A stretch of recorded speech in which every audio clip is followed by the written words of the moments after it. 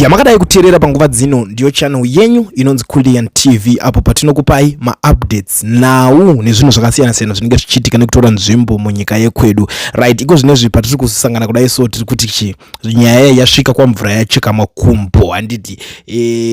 Kune vanhu vakawanda vanga vari kupromisa zvinhu zvakasiyana siyana, vamwe vachitaura kuti zuva iro riri harisvike Mnangagwa achiri muoffice, vamwe vakataura vakati pachazosvika mazuva aya mere munhu zvichaitika. But without wasting much of the time ngatimbonesana vakomana vachiri paposition, vakomana vachiri kuita yavanoda, ende ndiri kunzwa mashoko akasiyana siyana ari muma streets. Ndabva kutambira imwe zveso iri kunzi the Zimbabwe Indigenous Interdenominational Council of Churches has submitted a statement to Parliament in support of Constitution of Zimbabwe Amendment Bill number 3, arguing that extending election cycles to 7 years, reforming the process of electing the president, reforming electoral institutions, and repealing the NPRC provisions would promote stability, continuity, and development. The states that the body says Parliament has the institutional mandate to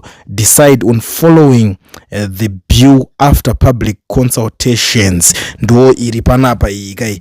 But ava tinayakanyanya nava because inini zvanguka kubva pangotanga kunetsana pakangotanga kungotambura vana veZimbabwe chete vachitanga kunetswa nemapoliticians, tichiona kuti mapoliticians vakapinda vakutanga kutenga machechi. Inini personally ndakati zvekuenda kuchechi ndimboisa paside, because unopedzera waenda kuchechi ukazotadzirana futi nevanhu kana kuti kuzoita zvimwe zvinhu zvisiri right, because pane zvimwe zvokuti woenda kuchechi wosvika munhu wacho akutanga kuti kuparidzira zvebill number 3 muchechi. Hatina zvatinenge tafambira ipapo, tikukudzota idzi chechi dzinenge dzefake dzechimbavha dzekuda kupusisa vanhu tinenge taakutodziramba. Saka iyo nyaya yakaita seiyo takati aiwa ngatimboiisa paside, nekuti tinoda kuti tizoonesana zvinhu taakuita zvinhu zvinobatika pamberi apo, vana veZimbabwe vaonesana chokwadi kuti aiwa kana zvichinge zvadai so zvinenge zvakuda kudai so, pane kuti ndoenda kuchechi kokuti ndichiudzwa onzi ukasasapota bill number 3 auende kudenga, handiti siko zvinhu zvachisaskama.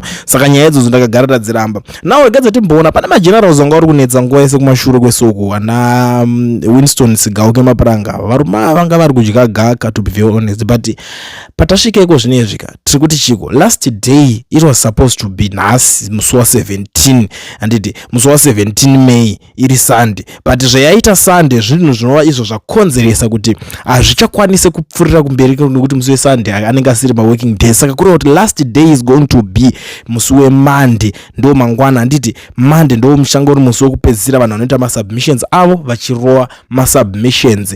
Vanhu vazhinji vari kubvunza kuti zvinoitwa sei. I'm going to show you kuti masubmissions acho munorova sei, but inongova musi wekupedzisira. But kuna vanhu vakawanda vanga vari kubvunza kubva kare, takagara tichikuonesa masubmissions, tikakuonesa even paitwa meetings kuti zvakati zvinoitirwa kwakati, zvakati zvinoitirwa kwakati. Nyaya yakunetsa yakubuda kuna Sigauke Mapranga iyi panapa vari kuti fellow Zimbabweans, in life you must take risks, but they must be calculated ones.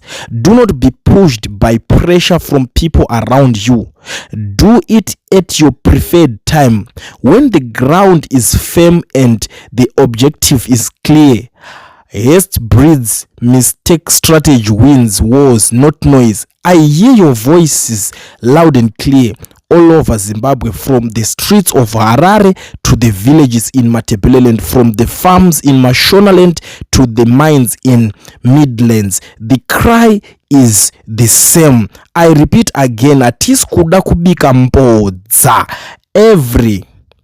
We are tired of this endless cycle. People are calling me every day, every hour, asking for the next move, the next step.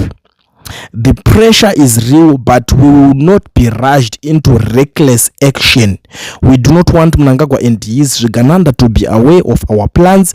Mbavha dzinobatwa dzarivara. Let us remain disciplined, united, and silent where it matters. The time will come, but it must be our time, not dictated by emotions or provocation. Stay calm, stay vigilant, stay ready. The future belongs to those who prepare in the shadow and strike with precision. Pavangopedza kutaura nyaya iyoyo muri Zimbabwe, inini zvangu haina kundibata zvakanaka personally. Why ndiri kudaro?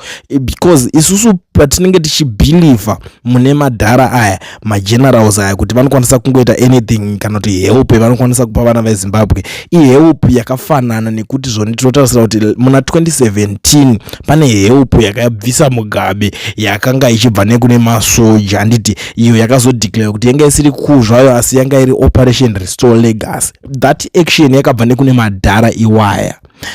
Dai yakanonokwa zvaidhakwa. Ipapa pachiri kuitika chimwe chiri muBIUM pari kunzi kuamendwa kuri kuitwa.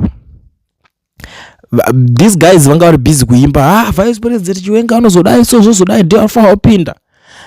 Constitution ikangoamendwa panenge pasina dore kuti Chiwenga anoita president futi. Why? Pane vanhu kana achida kuzoita akumirira nguva yekuti anozopfura nekuparliament yochiona kuti inokwanisa kumusarudza here, ikasamusarudza. But isusu deep down mwoyo medu tinoziva kuti nema MP ari kuparliament havafe vakamusarudza nekuda kwamareasons akasiyana siyana. Ma MP vakutoshanda zvatozvivaranda zvigananda, vanotodya vachiguta, vanotopuwawo madhiri nezvigananda zvacho. Kana tikutaura zvezvigananda, you know them kuti zvigananda ndezvipi, handiti nekufamba kwenguva. But ma MP avambofe vakavhotera munhu akaita saChiwenga nekuda kwemareasons ekuti vajaira kudya zvemahara, vajaira kurarama nehwaku mukwaku, zvinhu zvekutambidzwa kunzi iwo saka ndichakupa mota, iwo saka ndichazokudai so, iwo saka MP paanoona kuti pabox apamira munhu akaita saTagwirei, pamira munhu akaita saScott kana kuti Chivhayo,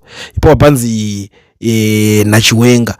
Zviri pachena kuti vakomana vajara kupuwa zvinhu zvemahara, vanojara kurarama nezvinhu zvakapfava kunge honye, vachamhanyira kune mari nezvemoto wemapepa izvi, nekuti vanenge toziva kuti vachingopedza kusaina dhiri vanopuwa chakati nechakati. But vanhu vanenge vari real avafe vakabvumidzwa kuvhotera neparliament. Saka the other thing chichaitika ndechekuti magenerals esaya simba rese ravaisimbowana kubudikira nekubharaki, zvinhu zviri in the constitution iripo iri kuda kutoamendwa yacho, vanenge vasingachabvumidzwe nemutemo unenge wavapo kuti vakwanise kuuya vachipindira mune nyaya dzematongerwo enyika dzekuti vada kusvika vachinoita zvekuu zvekuita sei kunenge kusisina. Zvinonga zvadhakwa. Izvi zvakunzi kana muchinge mune chakaipa chekuda kutaura, nyaya dzacho ngadziperere kuimpeachment kuparliament. Saka nyaya yese iri kutaura nemagenerals aya inotemesa musoro. Inini ndiri munhu ari honest, handidi kutaura zvinhu zvekuti nhasi ndokuudzai kuti zvazoda mangwana momuka makuti but ko zvinhu zvacho zvichingori the same one. Tiri kuti vakomana ava vanenge vakutya kutaura chokwadi kuti is either vakurirwa pastrategy here kana kuti vaita sei, because chimwe chinhu chiri kuvhiringedza ndechekuti ko iye mnangagwa paakangobuda kuZimbabwe achienda zvisinganzwisika kunana Belarus aienda kunodii, ndo zvinhu zvekuti hazvina kunzwisisika, hazvina kumeka sense kuna vanhu vakawanda. Vakatoshamisika kuti ko munhu angobuda chinyararire zvisingazikanwa kuti afamba sei, chii chaanoenda kunoitika ikoko, handiti. Saka zvaakunetsa kuti ma-meetings echi yaitwa, ma-agreement apasainwa. But ndikuona hapana pomwe kuti why wasting time, let's get rid of this illegitimate clueless skunk masquerading as a president. Sada confirmed that he didn't win the election. Why waste time? Ndo nyaya iri kubvunzwa nevanhu kuti nguva yamava kutotambisa iyi yatoshata, sei muchida kutambisa nguva, handiti why muchida kutambisa nguva yevanhu. Ndo nyaya ihombe iri kutaurwa panapa. Nguva ndo iri kunzi ngaisambofe yakatambiswa nemumadhare, nekuti chinoitika ndechekudai so, the more uchitambisa nguva unokuwadzwa mahara nenyaya yekutambisa nguva iyoyo. Vamwe vari kutaura kuti zvoni izvi zvamunenge muchiita izvi muchitiudza, muchitaura manyepo, muchiita sei, please mirai zvenyu zvekuti maakuda kutiitira nonsense dzakaita sedzidzi. komana. Alright, apa ndisina kutaura mazita, but I know kuti I've got something for you chandichada kuti muzoteerera at the end of this video. Ndoziva kuti zvinhu zvacho zvakawanda zvinotaurwa nevanhu kana ndiri kuzviona zvimwe zvacho zviri kutaurwa panapa. I don't know kuti ndizvitaure ndirini because isusu vamwe tinenge tiri vanhu tikatagetwa navanhu vakawanda. They will start saying ari kuti ataka yowe, ari kuti dai so, ari kuti zvinonetsa zvinyezi omane, zvinyaya zvinotemesa musoro izvi. Anyway, regedzai tingoita rashi kune nyaya yacho, but inini kutaura nyaya, kutaura chokwadi kana kwene chingoti magenerals aya vaneka kudisappointa kavari kuita vana veZimbabwe. Onai mhuri yeZimbabwe kubva kumashure uku, where is Geza now? Geza hakusisina, akasvika pakufa achitaura zvinhu zvake achidedzera zvaaita zvezvi. Handiti istrategy yekuti kune mumwe munhu akuti anenge akangochila achifunga kuti zvinhu vakomana vachadzora tsvimbo. Chinotoitika ndechekuti vanozviziva kuti magenerals imimi munotoriska, saka muri vanhu vanoriska kudaro, ivo vanotyawo manje, saka vanogara vatoriska futi. Vakangori kana vatoriska zvadhakwa zvinenge zvatopera zvakadaro, handi mukuzviona. Saka zvinhu zvokuti zvinonetsa, panofiwa, pana vanhu vakawanda vakatofa vasina kana chavanga vatombotadzirana varume, but vakafa. Why? It was because of this thing chakuda kunoitika icho chichi. Itsoro inenge yakarongwa. If you go back kumashure ku 2018 2019, if you still remember, zvaitaurika mumarali Mnangagwa aitodedzera kuti 2030 ndinenge ndichiripo, kureva kuti itsoro yake yanga akatoronga, vision yake yanga akatonyora pasi kuti kana ndikazodai ndodai istrategy zvanga zviri scripted. Chero zvokupiwa kuvanhu kwakuitwa mota nhasi izvi hazvisi zvinyowani, nekuti zvanga zvakaita sei, zvakanyorwa pasi kudhara kuti gore rakati tichapa nhingi mota, gore rakati nhingi tichamupa chakati. Hazvisi zvinhu zvekuti zvinyowani. Saka magenerals pavanoda kuzosumudza musoro vakuita hasha nhasi, vooneka kuti nhingi nanhingi ndo vapupuma nehasha, ngavachenjere kupedzwa futi, votozosaradza tongo nhoroondo kuti kuna nhingi akabhenga asumudza musoro. Nekuti nyaya iripo ndeyekuti wese asumudza musoro ari kutyoredzerwa, ndo nyaya hombe iri pa. Kungosumudza musoro chete uri kutswanywa. Saka makada kuti patience, hatidi kuti vaziziva kuti muri kuronga chi, already makatogara mataura zvakawanda mukato expose. Saka vari kunyatsoziva kuti imimi muri kuti expose ende mukatsamwira nyaya 1 2 3 4 5 things. The other thing chandoziva ndechekuti isaida magenerals aya michanzi mapuhwa mari nevanhu vanhonje. Pamunoda kuzobudikira makuda kuita zvinhu zvenyu izvi, mangwana muchazonyadzisa, muchazotitira zvakaitika kuMadagascar zvokuti vakada kusumuka vachiti takuita ndobva yafoira, because vanhu havana kuda kuisa trust pazviri. Magenerals acho vanga vazviita, vakomana vanga vazviita kwacho, vakabva vabatwa vakasungwa vese. Obvious unonga kuti unotongerwa rufu, hapana chimwe chaunonga uchatongerwa. Saka mukachipusira chigemu ichi, mangwana tinokuchemai ende tinokufushirai mese one by one. Ndo zvinhu zvinozopedzera zvaitika. But nyaya dzipere zvinotaurwa zvakawandisa. Regedzai timhanyire kunzwa kuti vakuru ava vari kuti kudii vari panapa. But ndisati ndapinda mune nyaya iri panapa mhuri yeZimbabwe, zvakakosha kugara ndazivisana nemi maZimbabweans ese zvavo vari munyika yeSouth Africa ine vari kudawo kuregisterwa macompanies nekuvhurirwa maFNB business accounts vasina mawork permits kana mastudy permits. Ndiri kuti mazuva ano zvaanyore zvaaeasy. Pane kambani inonzi Education Research iyo inotungamirirwa nana Mukoma Owen. Ndo shasha, ndo vega vanokwanisa kukuvhurira FNB business account vokuregistera kambani yako. Handiti ende vanokuitira uri kwauri ikoko vari kwavari. That's why namba dziripo kureva kuti vari nationwide. Iwo unoregisterwa kambani wopuwa FNB business account uri pamba pako ipapo. Chako chaunofanira kuita kutaura navo pane namba dzavo dzandagara ndakuratidzai. Handiti saka tisingapedze nguva, regedza tinzwe zvekutaurwa nevakuru vangu vari panapa kuti hey, nhasi kana vatsamwa kudai apa zvinopera mushere. Asi ndiri kutaura, regedzai tiplay tinzwisisane kuti zvizvi kutaurwa panapa izvi.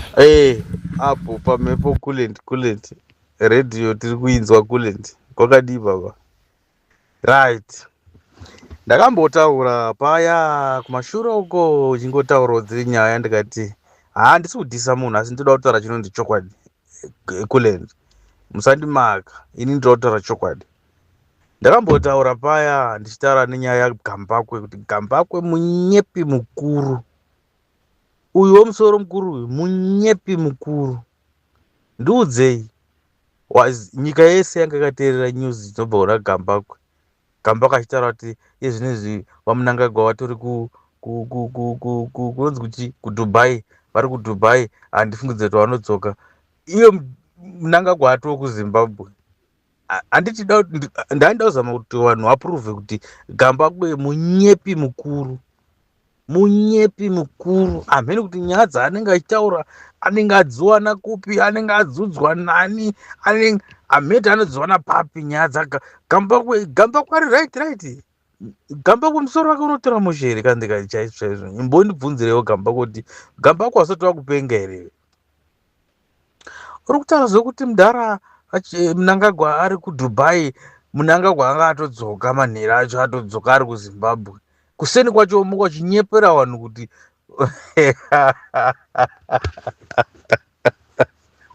hamana vaZimbabwe rika. Murume anongoda mafollowers chete, ndo zvaakagarira. Haanei kuti vanhu manzwa chokwadi here, maita sei, haanei nemi. Chaari kuda imi anenge achingotarisa mafollow ake kuti ndapa mari, ndapa chii, ndapa 6,000. Togara chikuudza kuti Gambagwe asi munhu uyu. Gambagwe anonyepa, ana kwake kwaenda mhepo ndiko kanenge achingonyepa achienda niko. Anyepa kunyepa, hamene kuti zvinhu zvake andikazwana kupi. Wakomana, Mwari ngaatinzirewo nyasha wakomana. Gambagwe uchakura rinhiko? Kandi kukura musoro kwekukura nekunyepa zvako. Wakomana ka. Amana, tiudzire Gambagwe kuti pamhepo panakidze panoda chokwadi. Nekuti zvinezvi vanhu vachakwanisa kukuteerera kana kuti kunyatsoita serious newe. Inini ndakatonzwa news dzinobva kuna Gambagwe ndotombotanga ndamira. Nditandadzwawo kuchibva kune vamwe vandotrust. Gambagwe anonyepa zviri legendary. Unotaura kuti Mudhara Mnangagwa ari kuDubai, Mnangagwa anga atodzoka kudhara ari muZimbabwe. Hamene kuti anodzoka here, kuti achidzoka hazvichatoiti, nyika yatodai. Uri kutaura munhu atoya, wazviwana kupi? Wazvitora kupi? Usanyepere vanhu, ndo pane nyaya yangu. Tese Mnangagwa timudi, asi usanyepa, usamunyepere. Tinoda kutaura zvinhu zviri riu, kwete kunyepa. Gambagwe usanyepere vanhu mani. Wai mukoma, taurawo chinhu chinocho chechokwadi, pese uri kungonyepa. Mukoma muchazokura rinhiko? Mukoma muchataurawo chokwadi rinhiko? Mukoma muchakanganisa vana venyu chaivo, muchavafurira kunyepa. Mukoma itai zvinhu zvinoda vanhu, itaiwo zvinhu alright zvisingada vanhu, it's fine, asi taurai chokwadi, musanyepere vanhu. Mukoma muri kurasa hunhu. Mukoma hapana anozokutrustai. Mukoma Gambagwe, siyanai nekunyepa mani. Wai muchidaro.